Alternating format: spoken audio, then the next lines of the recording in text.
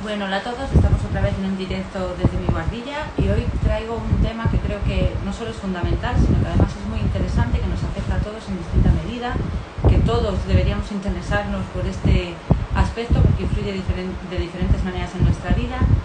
Y antes de empezar a hablaros de lo que es el tema de hoy, que creo que si habéis visto en las fotos en el perfil o si habéis visto la historia, pues seguro que ya sabéis de qué va.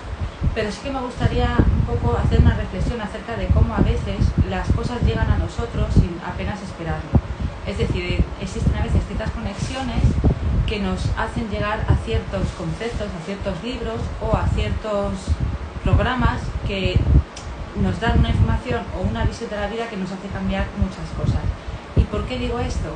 Vale, cosas que han ocurrido recientemente. Por ejemplo, hace bastante tiempo leí un libro que se llama Ikigai, que es un libro que está escrito por Francesc Miralles en colaboración con Héctor García.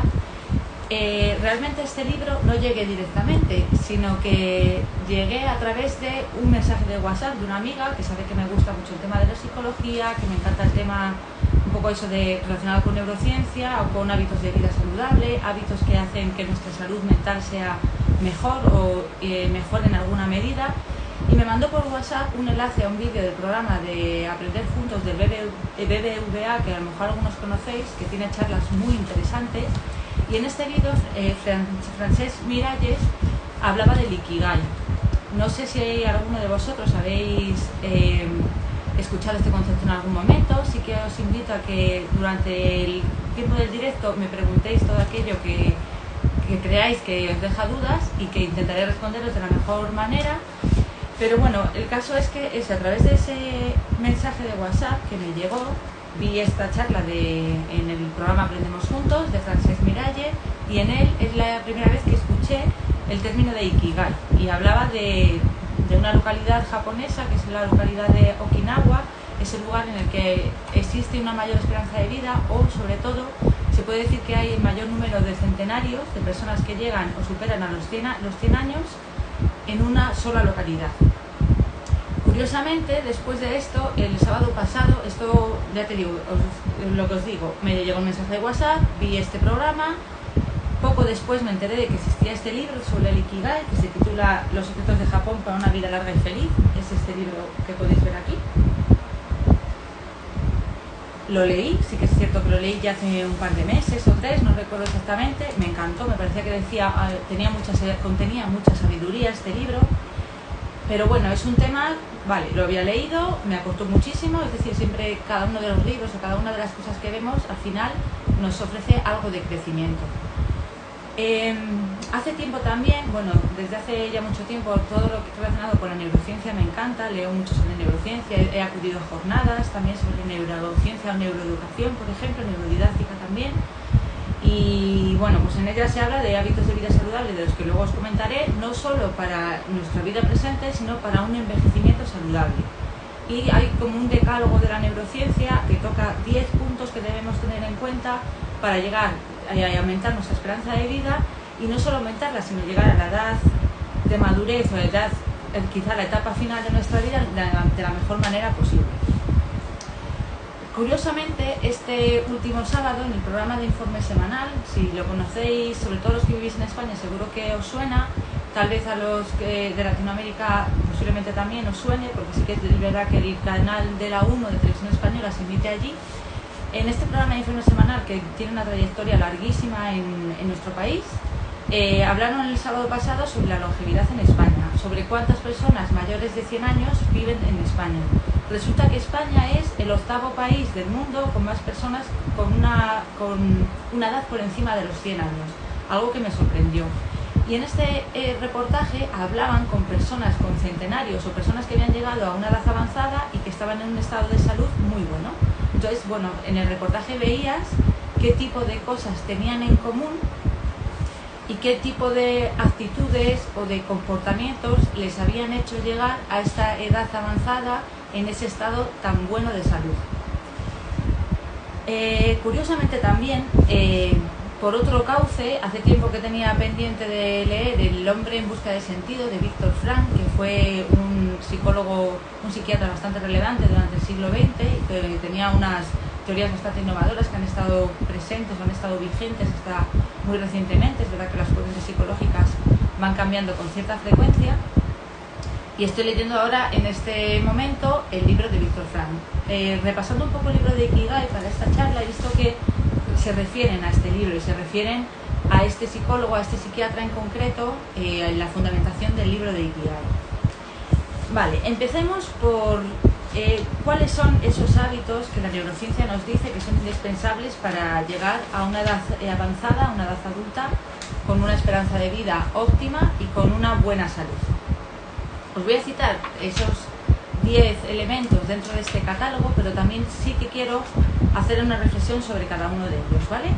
Entonces, los 10 elementos claves para ese envejecimiento saludable: dormir lo suficiente, la alimentación, no consumir sustancias que sean dañinas o tóxicas para nuestro organismo, como puede ser el tabaco, el alcohol, drogas, mantener una buena hidratación, practicar actividad física, practicar también prácticas como la meditación, el mindfulness o el yoga, que ayudan a tener una buena salud mental. Y también nos habla de cambiar rutinas, de realizar nuevos aprendizajes a lo largo de toda la vida. Y por último, bueno, uno de los elementos que además está muy relacionado con mi cuenta, que es el leer y mantener unas relaciones sociales enriquecedoras. Voy a pasar punto por punto a comentar un poquito sobre todos estos.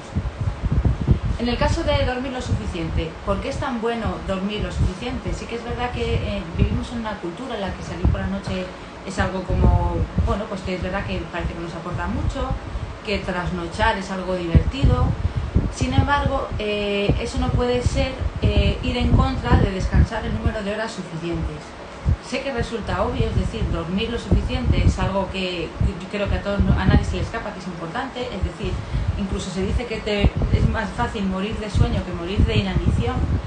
Sin embargo, sí que es cierto que durante el sueño el cerebro se recupera de toda la energía mal acumulada durante el día. Pero no me refiero a energía en el sentido figurado, sino realmente lo que hace el cerebro mientras dormimos es una limpieza. Por ejemplo, en el caso de las personas que sufren Alzheimer, se ha observado en las autopsias, cuando han fallecido este tipo de personas, que las personas que tienen esta enfermedad acumulan unos ovillos neurofibrilares que se llaman, y esos ovillos neurofibrilares se limpian o se barren durante el sueño. Si no descansamos bien, es más fácil ir acumulando ciertas sustancias tóxicas en el cerebro, que no se haga esa limpieza suficiente y que no se reparen todas las conexiones ni todas las áreas cerebrales como es debido. Aparte, lo de trasnochar va en cierta medida un poco en contra de nuestra naturaleza, es decir, al final nos regimos por un ritmo circadiano, es decir, por el ciclo de día y noche, de sueño y vigilia, y debe estar lo más ajustado posible según dicen los neurólogos y según dicen los especialistas en el sueño, debería estar lo más ajustado posible a ese horario de salida del sol y de puesta del sol. Bueno, pues es verdad que los hábitos de sueño son importantes. Dormir las 6-8 horas que requerimos, fundamental, no deberíamos saltárnoslos nunca. Y si tenemos problemas del sueño, es muy importante emplear rutinas, hábitos o acudir a un especialista que nos ayude a recuperar ese sueño que no estamos teniendo en los momentos recientes. La alimentación, creo que es una obviedad. Tener una alimentación saludable evidentemente favorece la salud física y también la salud mental. Entonces, bueno, pues comer sobre esto no voy a incidir mucho porque tampoco es mi campo, pero es verdad que una nutrición saludable con frutas, verduras, pescado, una dieta variada, que haya legumbres, que haya un poco de todo, es fundamental. Más cosas, las sustancias, no tomar, evidentemente, o no abusar de sustancias tóxicas para el cuerpo, eso es evidente. La buena hidratación que requiere nuestro cuerpo, pero no solo nuestro cuerpo, también nuestro cerebro. Realizar una actividad física, curiosamente, actividad física además de intensidad media moderada. Es decir, no es dar un paseo tranquilamente, sino que debemos llevar un poco al límite, sin sobrepasarlo, a nuestro cuerpo. Actualmente estoy haciendo el doctorado y lo que estoy estudiando es precisamente la relación que tiene la actividad física con el desarrollo emocional, con el desarrollo de la inteligencia emocional, incluso con nuestro desarrollo de la identidad personal. Está demostrado, o por lo menos hay muchas investigaciones que indican que la actividad física está en consonancia con una salud mental adecuada, que nos ayuda a liberar estrés, que nos ayuda también a sentirnos mejor y a generar emociones positivas. Incluso influye decisivamente en el aprendizaje, puesto que después de la actividad física se liberan ciertas sustancias que lo que hacen incluso es que va a tener un hipocampo más activo y que se retenga mejor en la memoria los conocimientos que se aprenden. Más cosas, cambiar de rutinas. Esto, por ejemplo, en el coaching se habla mucho de no hacer siempre ni todos los días lo mismo, sino que si, por ejemplo, todos los días nos levantamos, nada más levantarnos nos duchamos, después de ducharnos desayunamos, después nos cambiamos, después que vayamos cambiando las rutinas, que no hagamos siempre lo mismo, que cualquier pequeño cambio nos favorece, porque lo que hace es que nuestro cerebro se acostumbra a rutinas fáciles y cuando hacemos cosas que estamos acostumbradísimos, que no requieren ningún desafío, ningún reto, nuestro cerebro lo que va haciendo es perder conexiones neuronales, porque no requiere hacer ningún esfuerzo y llega un momento en que esas conexiones se van perdiendo porque no se activan. Entonces, por eso es fundamental introducir cambios en nuestras rutinas y en nuestra vida diaria. Por ejemplo, en referencia a este tema, podéis encontrar libros de Eduard Punset que hablan sobre precisamente la influencia que tiene y la importancia que tiene instaurar cambios en nuestra vida y no dejarnos llevar por rutinas y decir siempre todos y cada uno de los días lo mismo. Los nuevos aprendizajes, es decir, cuando se habla de que aquí yo creo que hay una diferencia además importante entre nuestra cultura, la cultura occidental y la cultura oriental quizás. Aquí entendemos que llegada a cierta edad es el momento de la jubilación, de la retirada, y por desgracia a veces entendemos esa retirada en todos los aspectos de la vida y nada más lejos de lo contrario. Es decir, luego lo veremos cuando hablemos del Ikigai, que os leeré algún párrafo del libro. Todo lo contrario, es decir, necesitamos sentirnos útiles haciendo cosas que creemos son útiles. Si la sociedad nos aparta y nos quita de medio o nos hace sentir que ya no somos útiles y nosotros asumimos ese rol con esa edad, nuestro cerebro también se empieza a deteriorar. No significa que tengamos que seguir trabajando con un empleo típico, clásico de 8 horas al día, sino que podemos dedicar nuestro tiempo a hacer cosas que nos aporten y que favorezcan ese envejecimiento saludable. Curiosamente, me parece muy increíble o me parece algo sorprendente que una de las actividades más recomendadas por la neurociencia, por la importancia que tiene en el mantenimiento de la salud neurológica y cerebral, es la lectura. La lectura consigue que todas las regiones del cerebro se activen al mismo tiempo. Es decir, todos los que nos gusta leer, realmente no solo hacemos algo que nos gusta y nos apasiona y lo disfrutamos, sino que encima estamos favoreciendo que nuestro cerebro esté activo y que las conexiones neuronales no mueran, sino que al contrario, se generan incluso más conexiones neuronales. De hecho, lo bueno o lo interesante en los últimos años es haber aprendido o haber reconocido que no solo durante la edad adulta las conexiones neuronales mueren y no hay posibilidad de regeneración, sino que la plasticidad neuronal no solo se produce en la infancia, sino que se extiende durante toda la vida, aunque no hay tanta plasticidad neuronal como cuando somos niños.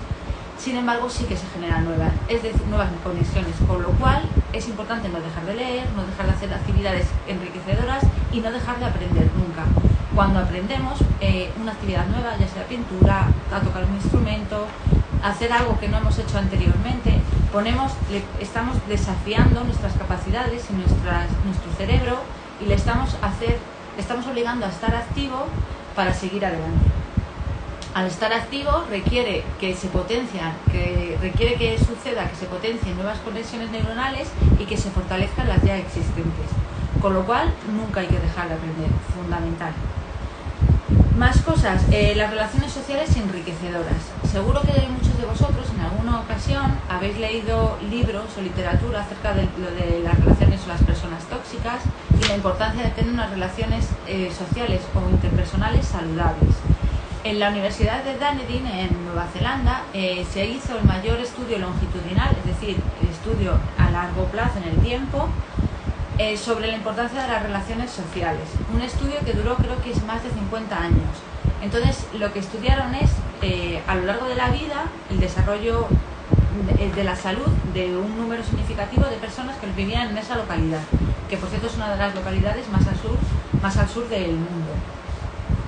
Se descubrió que las personas que mantienen relaciones, unas redes sociales personales amplias y que mantienen una vida social activa durante toda su vida, tienen más posibilidad de llegar a una edad avanzada. Es decir, las relaciones sociales favorecen ese envejecimiento saludable y favorecen la longevidad también. La meditación y el yoga, bueno, yo seguro que en algún momento habréis visto en mi perfil que hago referencia a la meditación, al yoga. Es verdad que al final es una ciencia ancestral, es algo que no es nuevo ni muchísimo menos, sino todo lo contrario. Es una ciencia que tiene más de 2000 años, y sí que a partir de los años 70 del siglo pasado se puso muy de moda el yoga en este caso.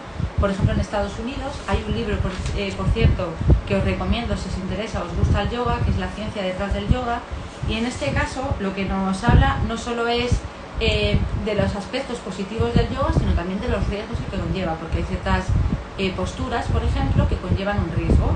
Entonces, bueno, pues es verdad que el yoga es muy bueno, pero también tiene contraindicaciones. No obstante, esa integración que hace el yoga de la salud corporal y mental, lo que favorece igualmente es una salud neurológica enriquecedora y buena.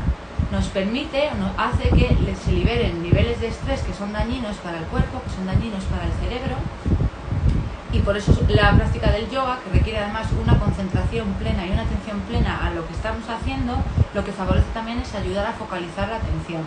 Por ejemplo, empezar a practicar este tipo de actividades como el yoga o la meditación desde que somos pequeños favorece un desarrollo neurológico más saludable. No significa que cuando ya empezamos muy tarde a practicar este tipo de actividades como yoga o meditación, ya sea mindfulness o de otro tipo, no vayamos a conseguir los beneficios, sino que todo lo contrario. Es verdad que da igual a la hora que a tu edad o a la edad que empieces, al final los beneficios los vas a observar con cierta y relativa facilidad, de hecho, porque es verdad que incluso hay un programa que se llama el Programa de Reducción del Estrés basado en Mindfulness, que hay un libro además que recoge este programa, y lo que hace es que a través de la meditación se consigue el control del dolor, el control del estrés y la reducción de las enfermedades, con lo cual yo creo que no es un tema baladí ni mucho menos, sino que es un tema muy a tener en cuenta, el tema de la meditación, el yoga, para introducirlo en nuestra vida. Pues bien, esto sería el decálogo que, como os he comentado, recoge la neurociencia como estilo de vida saludable y que nos permite llegar a una vida adulta, a esa etapa final de nuestra vida de la mejor forma posible. Y bien, quería comentaros ahora respecto al libro de Ikigai que os he comentado al principio. Creo que lo veis aquí bien. Vale, de Francesc Miralles y de Héctor García. Ellos nos hablan, hay un proverbio, lo primero que nos vemos en el libro es que hay un proverbio japonés: solo en la actividad desearás vivir 100 años, y lo que habla es un poco de ese sentido de la vida. En la psicología occidental, ese sentido de la vida se relaciona siempre con la relación o con la pirámide de necesidades de Abraham Maslow, que fue un psicólogo relevante del siglo pasado, y en esa pirámide de necesidades lo que se veía es que había una base, que es lo primero de todo es conseguir cubrir las necesidades físicas básicas, la alimentación, el cobijo, por ejemplo, y si ibas ascendiendo en esa pirámide hasta llegar a la autorrealización. En el caso de Ikigai, la autorrealización no es la cúspide de la pirámide, sino que todas las necesidades están interconectadas y relacionadas. De hecho, quería enseñaros un dibujo que aparece aquí que me parece muy interesante, que es la filosofía Ikigai. Os lo voy a enseñar en una foto que tengo mejor, porque en el libro es verdad que no sale en color. Vale, esto lo he sacado de un artículo de un blog, pero que está basado en este libro. Veis cómo hay una relación ahí entre distintas cosas. Digamos que el sentido de la vida al que se refiere el Ikigai no está especialmente relacionado con la felicidad, sino relacionado con aquella actividad que nos hace sentir útiles y para la que nos sentimos capaces. Y lo que se relaciona es que esa actividad deberíamos practicarla a lo largo de toda nuestra vida. No dejarla de hacer, no dejarla de protagonizar o de llevar a cabo, porque ya llegamos a cierta edad, es la edad de la retirada. En el Ikigai, tu razón de ser, hay como unión de distintas esferas que son, por un lado, nuestra profesión, nuestra vocación, nuestra misión y nuestra pasión. Sería lo que amas, se interconecta con lo que el mundo necesita, por lo que te pueden pagar en el caso de tu profesión y en lo que eres bueno, en eso es lo que tú te sientes útil. Respecto al Ikigai, importante, pues por ejemplo en Okinawa, que como se decía al principio, Okinawa es la localidad del mundo en la que, o la región del mundo donde más personas con más de 100 años viven en ese mismo lugar, un lugar que curiosamente en una de las guerras hubo muchísimos muertos, pero que ahora mismo es como la cuna de la longevidad, digámoslo así. Pues en este caso, el Ikigai de muchas personas está relacionado con esa actividad social, esa actividad comunitaria, ese hacer algo por los demás, que es lo que nos mantiene activos y vivos. Es decir, aquí en España, por ejemplo, en algunas entidades podremos ver lo que se entendía en algunos contextos como el banco de actividades, es decir, el intercambiar algo en lo que yo soy bueno, en lo que creo que se me da bien, lo intercambio con una actividad que a otra persona se le da bien, entonces yo le doy mi tiempo realizando eso en lo que soy bueno y él me ofrece su tiempo o ella haciendo algo que yo necesito y que yo no sé hacer o que no se me da bien. En Okinawa lo que hacen es mantienen ese tipo de relación comunitaria en el que entre todos se ayudan, en el que todos tienen una función independientemente de la edad y todos se sienten útiles a lo largo de toda su vida. Vale, ¿qué ocurre? ¿Qué relación hay entre el Ikigai y el estrés? Es una relación inversa. Se ha demostrado en muchos estudios que precisamente el estrés sostenido, sí que hay una parte del estrés que es buena, pero el estrés sostenido lo que hace es dañarnos, ¿vale? Además, el estrés es una enfermedad que se considera multisistema porque afecta a todo nuestro cuerpo en general. No es una enfermedad focalizada en un solo órgano, sino que nos afecta a todo. Cuando tienes estrés, los niveles de cortisol se mantienen altos y si se mantienen altos durante mucho tiempo, esa activación necesaria para acometer ciertas actuaciones, ese cortisol se queda en el cuerpo, lo que hace es dañarnos porque es un nivel hormonal demasiado elevado. Entonces el Ikigai lo que va buscando es hacer una actividad más relajada, una actividad en la que yo me siento bien y en la que me siento saludable y en la que me siento a gusto y cómodo. Esa búsqueda de felicidad no va tanto en el sentido hedonista de ser feliz sin hacer nada, sino todo lo contrario, sino mantenerme activo hasta el final de mis días. Cuando al principio os comentaba que el sábado pasado vi en el informe semanal el reportaje sobre la longevidad, salía un hombre de 85 años, un escultor de Tomelloso, creo recordar que era, de la provincia de Ciudad Real, que hablaba de que él en este momento de su vida, con 85 años, le encantaba, seguía enamorado de su trabajo, algo que se le daba muy bien, y disfrutaba simplemente con el hecho de hacer bien lo que hacía. Decía que no le importaba el resultado en función de lo que opinasen los demás, sino que le importaba el resultado porque estuviera bien en su esencia misma. Es decir, lo hacía como una satisfacción personal.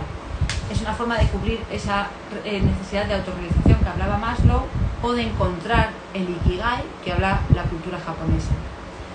Por eso creo que es importante que cada uno busquemos nuestro Ikigai. Evidentemente el de cada uno es diferente, es decir, a mí me encanta escribir, no lo hago no es mi profesión única, no es lo único que hago, pero sí que lo hago porque lo disfruto, igual que la lectura, igual que el deporte. Entonces es verdad que cada uno es importante que encontremos o que busquemos aquella actividad, aquello en lo que se nos dé bien o no nos haga disfrutar, o aquello en lo que queremos mejorar y queremos seguir mejorando.